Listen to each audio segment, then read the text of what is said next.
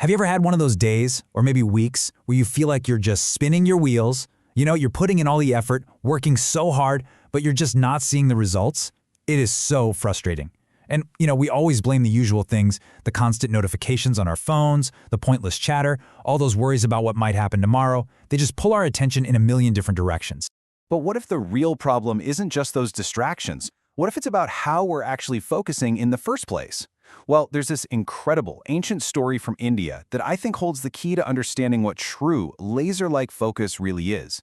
And even though it's about an archer, the lesson here applies to literally anyone who wants to achieve something big. So let's dive into it. All right, so picture this. We're in a deep, dense forest. The great teacher, Guru Dronacharya, has gathered all his students for a really important test. And these aren't just any students. We're talking about the famous Pandava and Kaurava princes, these young warriors who are masters of their craft. But today's test, it isn't about brute strength. It's about something way, way deeper. So here's the setup. It sounds simple, but it's really not. Drona takes this little wooden bird and places it high up on a branch, where it's almost hidden by all the leaves.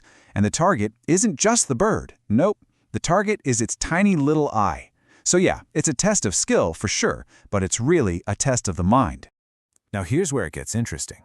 As each student steps up, bow ready, Drona stops them. He doesn't tell them to shoot. Instead, he asks every single one of them the exact same, very simple question. What do you see before you? And their answers, well, their answers reveal everything. First up is Yudhishthira, the eldest prince, known for being super honest and by the book.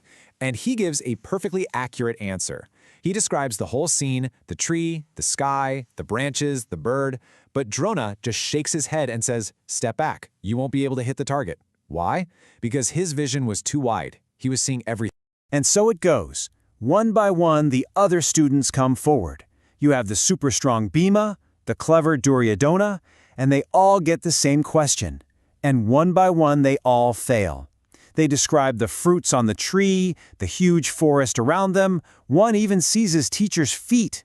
They see the entire picture, the whole landscape. And Drona just sends every single one of them back. So finally, it's Arjuna's turn. He's the last one. He steps forward, totally calm, totally composed. He raises that legendary bow of his, pulls back the string, and takes his aim.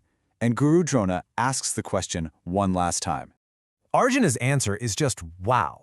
It's so different. It's startling in how simple and powerful it is.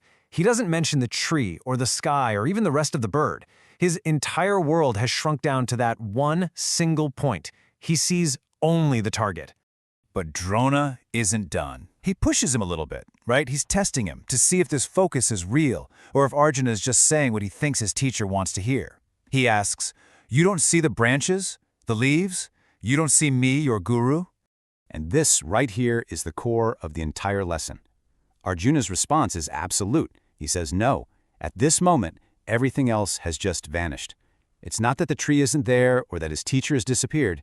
It's that for the purpose of this one task, they've become completely and totally irrelevant. His focus is perfect. And that's all Drona needed to hear. With a smile, he gives the order. Release! The arrow flies, a perfect, silent streak, and thwack! It hits the wooden bird, dead center, right in the eye. The test is over. And Arjuna has proven he's a master, not just of the bow, but of concentration itself. So, okay, cool story. But what does this ancient tale have to do with us, right now, in our busy lives? Well, everything. Think about your mind like it's a camera. To get a really sharp, clear photo of your subject, what do? You blur the background. You have to do the same thing in life to hit your goals. This story actually gives us 3 really practical lessons we can use.